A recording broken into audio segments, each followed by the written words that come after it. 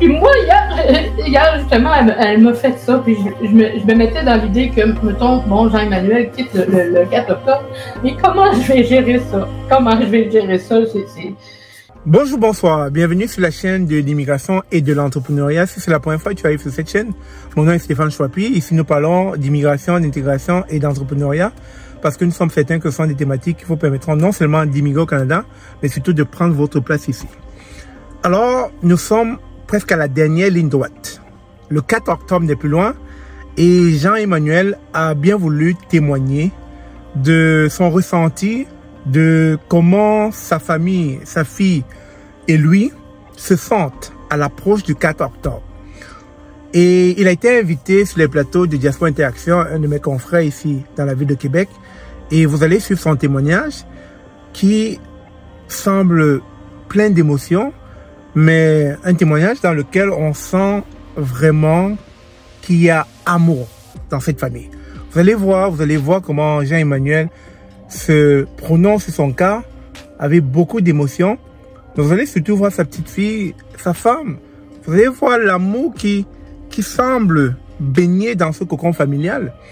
Et nous espérons que, au vu justement de cette vidéo que vous allez partager massivement, que cela pourra inverser la tendance et permettre au gouvernement canadien de revoir ce dossier afin que Jean-Emmanuel puisse rester auprès de sa femme et de son enfant. Donc c'est la dernière ligne droite et je tenais à vous partager la suite de cette aventure, la suite de cet épisode afin qu'on puisse savoir ce qui va se passer pour ce couple. Et Jean-Emmanuel le dit si bien qu'il a peur, vous savez, il a peur de rentrer au Cameroun parce que quand il va rentrer, possiblement, il va se faire emprisonner. Sans plus tarder, je vous laisse sur la vidéo et dites-moi ce que vous en pensez dans les commentaires. Mais néanmoins, partagez la vidéo parce que le but, c'est de permettre à cette famille de ne pas être divisée par la décision qui va être prise le 4 octobre. Merci encore et bonne vidéo à vous. Mesdames, Messieurs, bonjour, bonsoir, dépendamment de l'heure à laquelle vous allez écouter cette émission. Une émission spéciale, une émission qui touche les cœurs, un SOS, bien sûr, pour Jean-Emmanuel et sa famille. Comme vous le savez, la situation est quand même un peu alarmante pour cette famille qui vit des moments quand même tendus depuis quelques jours, depuis avoir appris bien sûr que Jean-Emmanuel ici présent risque la déportation, risque d'être expulsé du Canada où il vit, où il est intégré. Le 4 octobre, on compte là quelques jours. Et aujourd'hui, Jean-Emmanuel et son épouse, Madame Mélanie, et bien sûr son adorable fille, Amy, sont sur le plateau de Diaspora TV, le média de la diaspora, pour s'exprimer, pour nous partager bien sûr leurs appréhensions, nous partager les émotions, nous partager leur espoir et bien sûr interpeller éventuellement le gouvernement et demander au soutien de la communauté. Bref, la famille Oono est sur le plateau de SOS aujourd'hui pour nous expliquer ce qui se passe. Nous autres, en tant que médias, nous avons le droit, l'obligation de tendre le micro et d'ouvrir notre plateau à tous ceux et celles qui souhaitent s'exprimer, surtout lorsqu'il s'agit de la diaspora, de la diversité culturelle. Alors, nous vous demandons de rester là pour nous permettre d'attaquer ce sujet dans quelques instants. Mais avant, nous allons saluer nos invités. Bonjour Mélanie. Bonjour. Bonjour Amy. Bonjour. Et bien sûr, last but not least, nous allons saluer Jean-Emmanuel. Bonjour Jean. Bonjour. Comment ça va? Oh, je ne dirais pas que ça va. Ça fait plusieurs jours que je ne dors pas, mais je garde espoir. Vous gardez espoir. Oui. Mesdames, Messieurs, comprenez donc qu'aujourd'hui, Jean traverse des jours, des nuits difficiles pour des raisons que nous n'ignorons pas. Alors, nous allons d'abord commencer par écouter un tout petit peu ce jingle afin de rentrer dans notre émission. À tout de suite. Pour tous ceux qui ne connaissent pas l'histoire, en fait, je suis arrivé au Canada, j'ai demandé l'asile, c'était en 2017. L'asile a été refusé pour des raisons que je ne pourrais expliquer aussi. Et en 2019, je me suis marié avec ma femme. On a eu un enfant et puis on s'est marié. On a envoyé une première demande de parrainage en 2019 aussi. On a eu un retour en 2021. On a eu un retour en 2021 où l'agent disait que comme on n'a pas envoyé des documents additionnels, les documents additionnels demandés, mais on les a envoyés, l'agent refuse notre demande. Si jamais on a envie si jamais je vais avoir la résidence, il faut qu'on envoie un autre dossier. Ce qu'on a fait, on a renvoyé un autre dossier en 2021. Et puis, ça nous a été retenu pour manque de signature et tout ça. Il disait que ça manque un formulaire, chose qu'on a refait aussi. On a renvoyé la demande. Là, quand on a renvoyé, c'était le 23 février. Elle est arrivée là-bas, ils ont accusé réception, tout était complet. Ils ont dit que tout est complet pour la demande. Et puis, depuis ce temps, ils disent que tout est complet, rien ne manque au dossier, tout est complet, rien ne manque au dossier. Ça fait à peu près 31 mois aujourd'hui. On n'a pas toujours reçu de réponses. Et pourtant, c'est accepté par le Québec. Et pourtant, c'est déjà accepté par le Québec. J'ai déjà ma CSQ. Madame a déjà été aussi acceptée comme répondant. Donc, ça reste juste qu'il finalise le dossier. Au niveau du fédéral. Oui, oui, au niveau du fédéral. Elle a été acceptée au niveau du fédéral comme répondant. Donc, ça reste juste qu'il m'envoie le premier courriel des résidents. Ce n'est que ça qui manque. Donc, le fait que ma demande d'asile avait été refusée, j'avais fait des recours avec ça. Ça n'a pas fonctionné. C'est à cause de cette demande-là que les services frontaliers sont en train de demander que je quitte le territoire. OK, merci beaucoup de cette explication. On aimerait avoir votre explication, votre lecture à vous, Madame Orono, je dirais même. Oui, il n'y a pas de problème. Bon, dans le fond, c'est un processus qui est très laborieux et bon, c'est très lourd aussi. Je dirais que ce qui nous a nus au travers du dossier aussi, c'est la pandémie, les rentrées express là, avec la guerre, bon, les Syriens, l'Ukraine et tout. Donc ça a engendré énormément de délais au niveau de l'immigration. Mais par contre, il reste que ça fait plus d'1 an maintenant qu'on fait appel aux députés, aux ministres, aux maires. On paye une consultante en immigration. Pour être honnête, là, on a passé au travers de nos économies jusqu'à maintenant. Donc, c'est pour ça qu'on est ici aujourd'hui. Et c'est que tout maintenant, on nous dit, et on leur dit à tous que le dossier ne manque rien et que tout est beau. On attend juste que quelqu'un traite le dossier. Maintenant, on a une demande de renvoi aux services frontaliers. Moi, de mon point de vue à moi, les services frontaliers traitent avec des immigrants, non? IRCC traite les demandes d'immigrants aussi, mais ils ne se parlent pas. Okay. Moi, c'est dans cette façon-là que je vois. Et je me dis, si ils sont moindrement, moi en tout cas personnellement, je me dis, même les gens qui nous écoutent présentement ne devraient pas trouver ça compliqué. Faites juste dire, bon, ben attendez un instant, nous, le dossier est en train de se finaliser. On vous revient sous peu avec ça, attendez. Mais non, on dirait qu'on se fait un malin plaisir à nous dire, va-t'en chez vous. Va-t'en chez vous. Ah, c'est la sensation que vous avez. Vous avez la sensation qu'on vous demande, qu'on essaye de faire partie, quand je dis que la loi demande à M. Orono de quitter le territoire. Avez-vous l'impression, pour une raison X ou une Y, qu'il y a de la logique là-dedans? Ben, moi, je pense que c'est la logique, c'est que chacun fait son travail bureaucratique, chacun de leur côté, et ils ne se parlent pas. Et parce que, bon, un ne veut pas déranger le travail de l'autre. Là, s'ils font ça, ben là, c'est un préjudice. Ou ben, moi, je vais perdre ma job si moi, j'interfère au niveau de ce dossier-là, etc., etc. Même chose pour le bureau du député ministre Champagne, pas du député, mais du ministre, excusez-moi. Là aussi, ils ont vraiment de la misère à rejoindre immigration. On leur dit rien.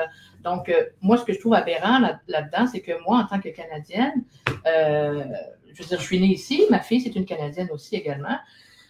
On n'est pas capable d'avoir accès à notre dossier, déjà de un en partant. Avez-vous, Madame Véronique Hunt, que nous saluons, nous remercions tous ceux qui sont connectés en direct. Comme j'ai dit, vous pouvez poser des questions. On va voir si on peut répondre directement. Sinon, on vous répondra plus tard.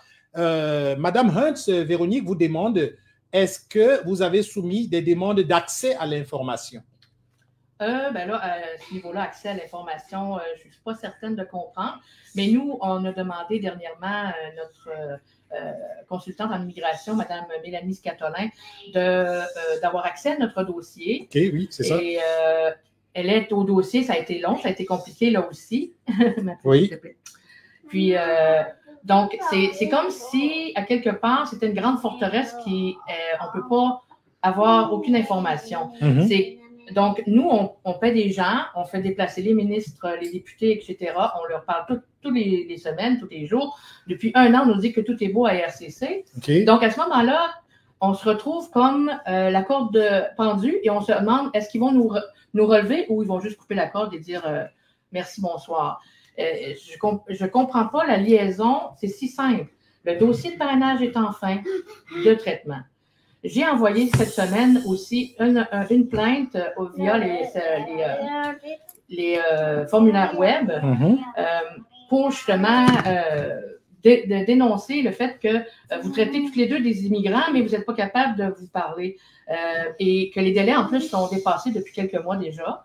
Donc, est-ce qu'ils prennent un malin plaisir à nous voir souffrir? C'est là la question. Là. Ben, malin plaisir à vous voir souffrir, c'est la question que vous vous posez. Mais nous, à notre niveau, en tant que médias, on veut juste on vous donne la parole pour comprendre ce qui se passe vraiment et qu'est-ce qui peut clocher. Alors, on aimerait savoir, est-ce que, entre-temps, messieurs avaient déjà eu une demande de départ pour le 12 septembre, oui, et ensuite, ça a changé. Oui. Un sursis. Oui. On lui a demandé maintenant un départ pour le 4 octobre. Qu'est-ce qui a, à votre avis, qu'est-ce qui a motivé ce nouveau changement de position du gouvernement et éventuellement aussi, est-ce que quelqu'un suit vraiment votre dossier au niveau du gouvernement ou alors vous avez toujours l'impression que ça n'avance pas? Ben, c'est vraiment un point très pertinent parce que, mon Dieu, j'ai comme eu un blanc, là. Je m'excuserai. Non, c'est pas grave, allez-y. Oui, répétez par rapport à qu'est-ce qui a changé entre le 12 septembre et le 4 octobre? C'est très pertinent, oui, en effet, parce que, suite à ce qu'on a passé à TVA, à RDI, on a aussi également déposé une plainte avec notre consultante en immigration au service frontalier pour détention illégale parce que mon mari avait été envoyé en prison parce qu'il n'avait pas amené son passeport et qu'il y avait comme des doutes sur mon mari. Donc, le fait qu'on a fait cette plainte-là, c'est certain que c'est venu les déranger et que ça ne leur fait certainement pas plaisir. Donc, j'imagine qu'ils se sont dit, bon, pour nous faire taire, pour la plainte, on va leur donner un sursis. C'est ce que notre consultante a réussi à avoir avec eux, un sursis de date. Comme de quoi que le renvoi était toujours d'actualité parce que c'est selon les lois, les normes des services financiers. Mais, voyons, frontalier, excusez-moi, ma nervosité. C'est pas grave. Puis, ça fait en sorte que nous, on est... oh mon Dieu, j'ai perdu mon fil, ça va pas bien. Ben, écoutez, c'est tout à fait normal que vous puissiez perdre le fil. Et vous, messieurs, est-ce que vous pouvez peut-être compléter ce que madame est en train de dire? Oui. En fait, la question est très bonne. Avez-vous un statut actuellement? Non. Non. Et vous travaillez où? Je travaille toujours à la source. À la source, au magasin La Source. Non, non, pas au magasin La Source. C'est un organisme gouvernemental qui s'occupe des personnes en déficience, avec des déficiences intellectuelles. OK.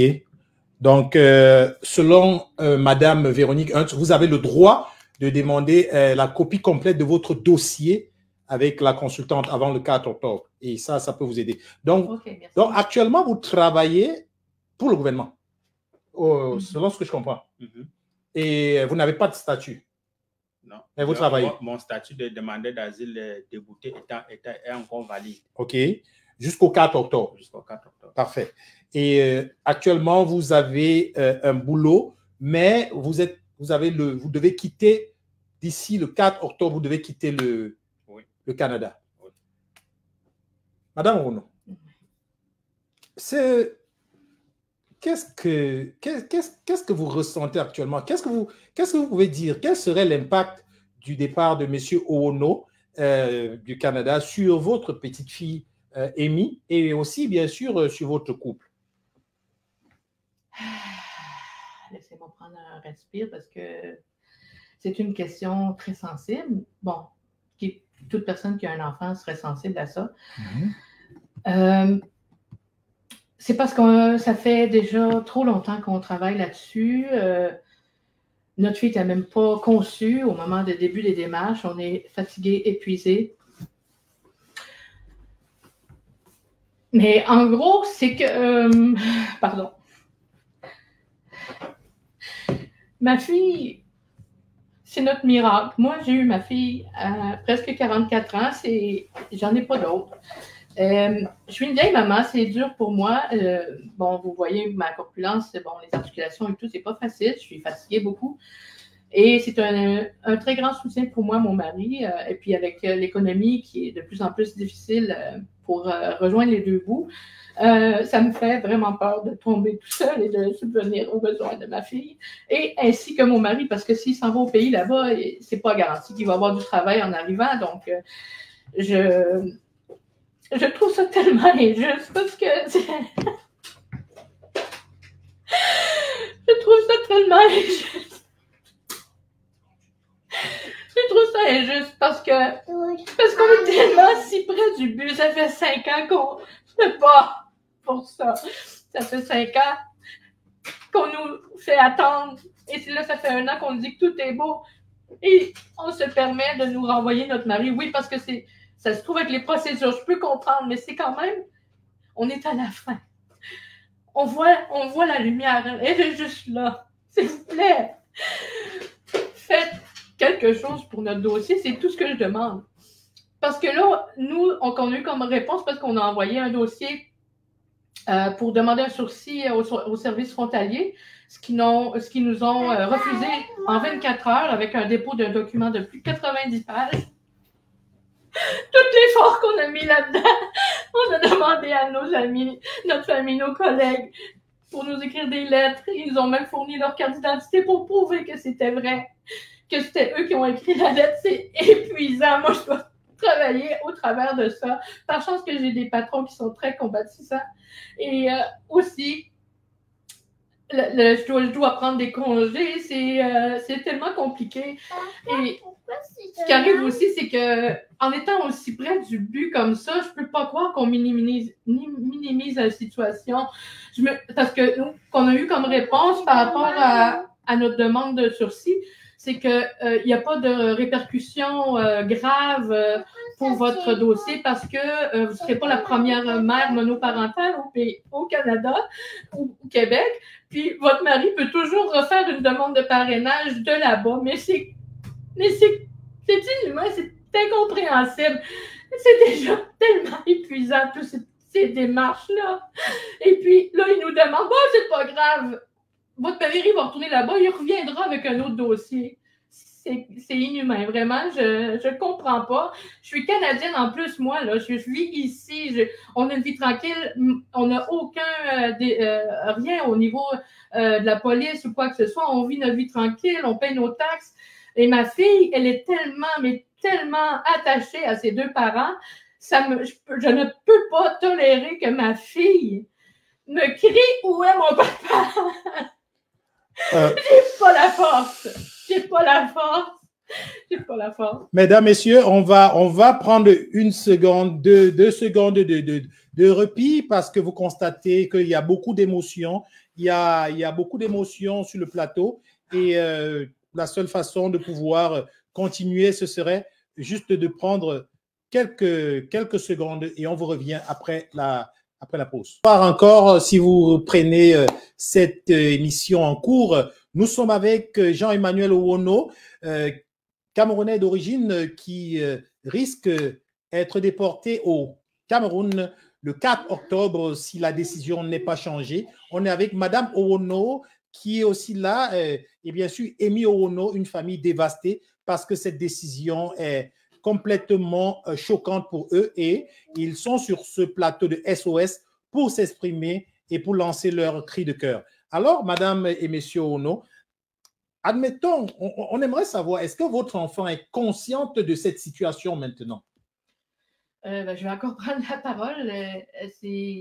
Elle est très, très consciente. La journée où on est allé à la convocation, où mon mari s'est fait arrêter, nous, on est allés en famille, les trois là-bas, pour soutenir mon mari au service frontalier. Et quand on a dû partir, parce qu'on fait 3 heures de route pour y aller, là, on est à La Tuque, eux sont à Québec, on me demande de retourner à La Tuque seule avec ma fille. Ma fille, elle ne comprend, on peut penser qu'elle ne comprend rien. Mais un coup qu'on est arrivé à la maison, ça m'a tellement crevé le cœur, je me suis écroulée. Elle a vu une photo, excusez-moi encore, elle a trouvé une photo de son père quand on est arrivé à la maison. Ça a donné comme ça. Elle avait la photo de son père devant elle. Elle l'a mis contre son cœur et elle a dit « J'aime mon papa ». Ah oui. Oui, donc je me dis qu'elle n'est pas folle, elle comprend ce qui se passe. Amy, qu'est-ce que tu veux? Qu'est-ce que tu veux? Mm-hmm. Ah, elle semble vraiment en émotion aussi là. Oui. Et depuis qu'elle en est consciente, est-ce que quelque chose a changé à la maison? C'est sûr qu'elle réclame beaucoup son père. On dirait qu'inconsciemment, elle sait qu'il se passe quelque chose parce que des fois, bon, mon mari travaille de nuit, donc maintenant, c'est moi qui vais l'aborder. Souvent, c'est moi, c'est lui. C'est bon, on a la petite routine, les chansons et tout, on va l'aborder. Lui, là, il a sa façon à lui de s'occuper de sa fille pour le dodo. Et depuis qu'il travaille de nuit, c'est moi, je gère des crises parce qu'elle dit « Mon papa, je veux papa, je veux papa ». Puis moi, hier justement, elle m'a fait ça, puis je me mettais dans l'idée que, mettons, bon, Jean-Emmanuel quitte le 4 octobre, mais comment je vais gérer ça? Comment je vais gérer ça? Parce que, je veux dire, c'est tellement un bon père, il pourvoit à sa famille. Son but dans la vie, c'est qu'on manque de rien, peu importe ce qui arrive. C'est la prunelle de ses yeux, c'est mon miracle à moi, c'est notre bijou. Puis, elle est très consciente de ça, j'en suis absolument certaine. Puis, son papa, c'est tout pour elle. Donc, bon, je sais que plein d'autres familles vont vivre ça en ce moment et chaque parent ne souhaite pas ça pour leur enfant et que c'est sûr que tout enfant, vont mettre l'accent sur les parents, mais je sais qu'elle le ressent parce que c'est ça, elle est très agitée et tout. Alors, ma prochaine question tend déjà vers la fin. Ma prochaine question va être toute simple. Aujourd'hui, vous avez sollicité le média de la diaspora pour vous exprimer. Qu'est-ce que vous espérez de cette émission-là? Qu'est-ce que vous espérez de cette rencontre, de ce moment que vous passez sur notre plateau? Bon, moi, ce que je souhaite dans tout ça, c'est parce qu'on a remarqué que toutes les démarches qu'on fait auprès du gouvernement actuellement ou des avocats ou d'IRCC et tout, on est comme dans le flou. Donc, moi, je suis déjà une personne de cœur et je veux toucher le cœur des gens. Je veux qu'on se rende compte, je ne sais pas si mon mot va être trop fort, de la stupidité de ne pas attendre que le parrainage aboutisse avant de décider quoi que ce soit pour mon mari.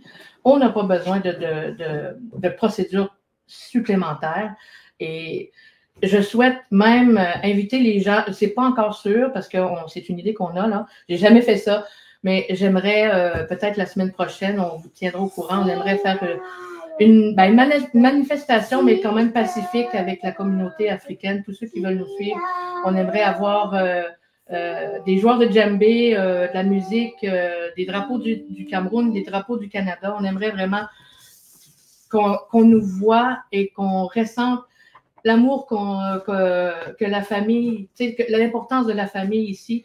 Et je finirai en disant que les gouvernements ne cessent de parler à la télé qu'ils ne veulent pas séparer les familles. C'est tellement flagrant dans tous les réseaux, on entend ça. Donc, moi, je me dis qu'ils sont dans l'obligation d'attendre, de nous donner le temps que quelqu'un s'occupe de notre dossier de parrainage pour enfin y mettre un approuvé et on reste. Donc, vous souhaitez que le gouvernement puisse, à travers cette émission, vous essayer d'interpeller le gouvernement afin qu'éventuellement, il puisse approuver votre demande. C'est bien ça? Ah, mais oui, tout à fait, parce que c'est dans la simplicité des choses, moi, dans ma vision, et pas mal tout le monde qui nous écoute, comprend que c'est juste normal. Je veux remercier ici tous ceux qui ont écouté cette émission. Si vous pouvez la partager au maximum, ce serait aidant pour madame, pour la famille Owono. Partagez, ça ne vous coûte rien, c'est juste faire un clic partage au max de personnes. Je remercie Stéphane Chouapi qui a d'ailleurs, Immigration et Entrepreneuriat, qui a d'ailleurs partagé votre TikTok et qui m'a d'ailleurs, qui a été le premier à me mettre au courant de cette affaire et qui est d'ailleurs en ligne, Jean-Emmanuel, que dit votre avocat en ce moment, le député de votre région, qu'est-ce qu'ils disent? En ce qui concerne le député fédéral de notre région, c'est le ministre Philippe Champagne. OK. Lui, on l'a contacté à propos de cela. C'est qu'il nous dit il va les appeler, qu'il fait le suivi du dossier. C'est tout. Mais ils ont de la misère à rejoindre l'immigration. OK. Donc, vous dites IRCC et le fédéral ne parvient pas à se parler, c'est bien ça? Ah, mais oui. OK. Je veux aussi remercier Félix Emmanuel Tchagoué qui est bien sûr espère que cette doléance sera écoutée. Je remercie aussi Gabi qui trouve que c'est très triste et il vous souhaite beaucoup de courage. Benoît Jobin qui ne comprend pas comment le gouvernement peut séparer des familles alors que le ministère de l'Immigration a des programmes de réunification des familles. Et on a aussi Trésor Guy qui dit que Michel et Paul qui sont les demandeurs d'asile. Bref, on essaie de remercier ici tous ceux qui interviennent. Michel et Paul qui vous soutient complètement, qui vous encourage, qui est vraiment complètement avec vous. Michel et Paul, bien sûr, la fusée de l'assurance. Bref, ils sont nombreux à écouter et à vous encourager. Véronique aussi qui vous encourage et vous dit de ne pas lâcher. Merci. Et on le sait, j'ai reçu quelques informations et quelques, je dirais même, pas des avertissements, mais quelques amis proches qui disaient, écoutez, faites attention où vous mettez les pieds.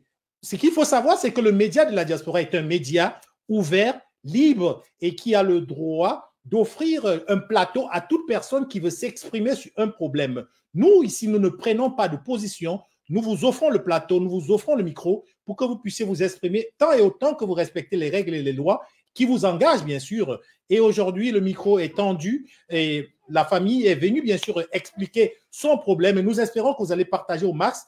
Et on sait, on est certain et on est conscient que nul n'est censé ignorer la loi, mais c'est de leur droit de pouvoir peut-être demander la clémence et solliciter, bien sûr, une attention particulière sur leur dossier, car ce sont les hommes qui font les lois.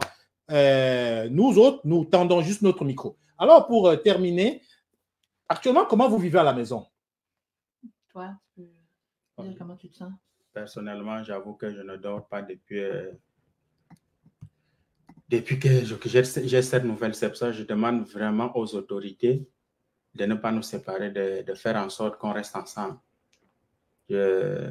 Parce que ma petite famille, regardez, je suis bien intégré, je n'ai pas de problème, j'ai une voiture, j'ai une maison, j'ai une fille, j'ai une femme. Pourquoi je devrais les quitter? Je demande vraiment aux autorités de voir notre cas, M. Justin Trudeau, ministre Miller, tous ces gens, ils ont ce pouvoir. Ils ont pour ce pouvoir de faire en sorte qu'on reste unis et que ceux qui ont la possibilité de faire parvenir l'information, oui, ça se doit, qu'on a besoin de ces autorités-là pour que notre famille reste unie, partage l'émission jusqu'à ce que ça atteigne les bonnes personnes. Alors, Marie Sial qui vous dit que le Seigneur suscite des anges d'aide pour vous aider.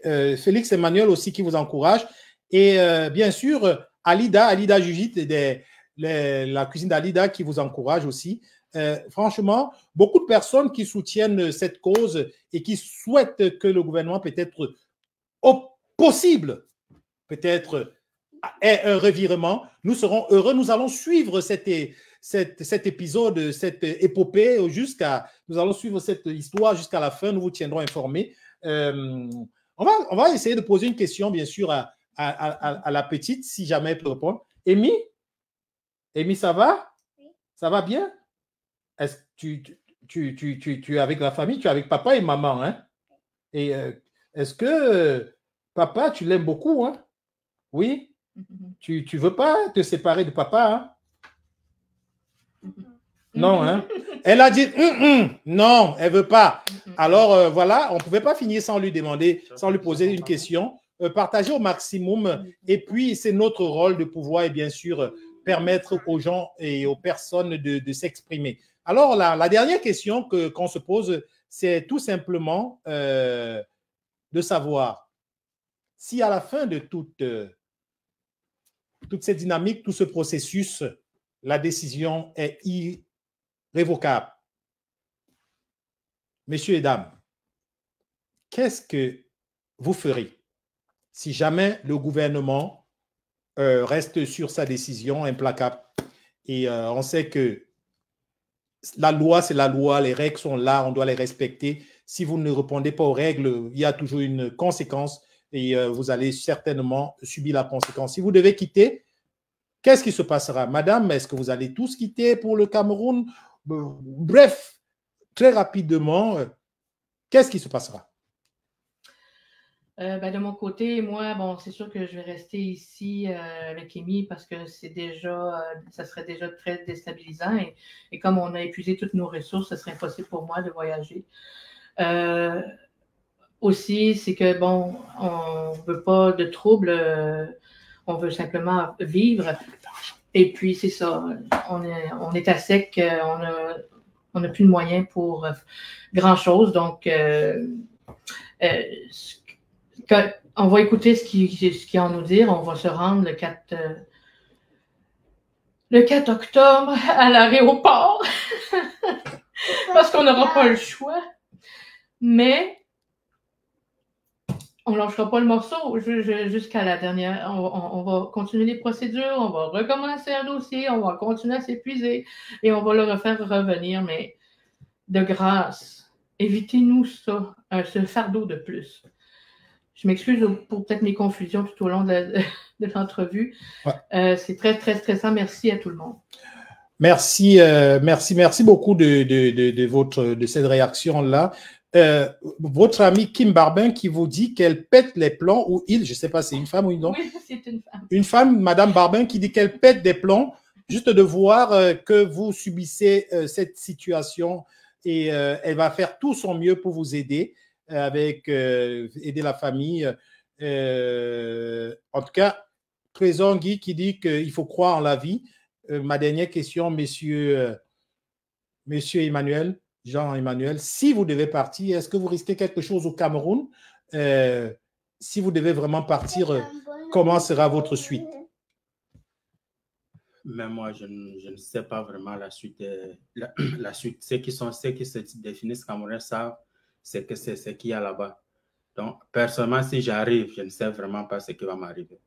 Déjà, à partir de l'aéroport, en descendant, il y en a plein qui sont rentrés, on les a directement mis en prison. Beaucoup sont rentrés. Donc, vous risquez la prison? Oui. Et comme vous le dites, si vous rentrez, vous risquez la prison et on ne sait pas ce qui peut se passer en prison, c'est ça? Oui, c'est ce qui peut se passer là-bas. Parfait. Alors, voilà. Tu sais, moi, on va certainement terminer. Je vais vous laisser le dernier mot, votre dernier message, s'il vous plaît, Madame Mélanie, votre dernier message. Merci infiniment pour ceux qui vont partager, qui croient en nous et aussi de se tenir au courant là, pour la manifestation si elle aura lieu la semaine prochaine. On aimerait vraiment faire un événement là, pour soutenir mon mari. Et ça se ferait où? C'est ça, il faut que je demande, dans le fond, les autorisations aussi à la Ville de Québec, mais ça va être à Québec. On ne sait pas si ça va être en avant du Parlement ou au service frontalier, parce que le 25, on est convoqué au service frontalier à Québec sur Le Bourgneuf. OK. Et on se demandait si on ne pouvait pas justement rassembler les gens après notre rencontre. Parce que RDU aussi sont sur le dossier. Ils vont nous suivre pour cet événement-là également. C'est le 22? 25. Le 25 septembre, c'est ça? Mercredi prochain. OK. Alors, Monsieur Jean-Emmanuel, votre mot de fin? Mon mot de fin, c'est de demander, je demande vraiment au gouvernement la clémence d'agir en notre faveur. Tous les membres du gouvernement des deux paliers, fédéral, provincial, qu'ils aient la main sur le cœur et qu'ils aient la main sur le cœur, vraiment, vraiment, qu'ils ne séparent pas ma petite merveilleuse famille. Je suis bien intégré ici au Canada, je travaille, je ne suis pas un criminel, je n'ai pas de casier judiciaire. Je demande vraiment au gouvernement de nous aider, de ne pas faire en sorte que notre famille se sépare. Je sais quoi? Vous demandez à ce que votre famille ne soit pas séparée, hein? Oui. Alors, vous avez écouté le cri de cœur. Diamant Béni qui vous souhaite vraiment beaucoup de courage. Tous ceux et celles qui écouteront cette vidéo, vous pouvez la partager, vous pouvez la commenter, parce que plus il y a des commentaires qui soutiennent, et mieux nos invités vont vraiment se sentir entourés. Et c'est toujours important émotionnellement de savoir qu'on est bien entouré. N'hésitez pas à faire des commentaires. Alors, voilà, chers téléspectateurs, c'était l'émission SOS, l'émission qui offre l'opportunité à tout le monde de pouvoir venir lancer un cri de cœur, de pouvoir venir exprimer un problème urgent et je dirais même vital, de pouvoir venir comme ça s'exprimer et aller chercher le réconfort, le confort et aussi bien sûr le soutien. SOS aujourd'hui recevait messieurs, madame et Amy Owono qui vivent une situation quand même un peu alarmante car monsieur Owono pourrait être déporté le 4 octobre. Ayant été avisé pour une déportation le 12 septembre, ça a été reporté au 4 octobre. On espère peut-être que ça serait reporté pour à jamais. Voilà, sur ces mots, nous vous souhaitons une très belle fin de journée et nous espérons que vous allez partager au maximum cette vidéo afin que ça puisse avoir une issue favorable pour tout le monde.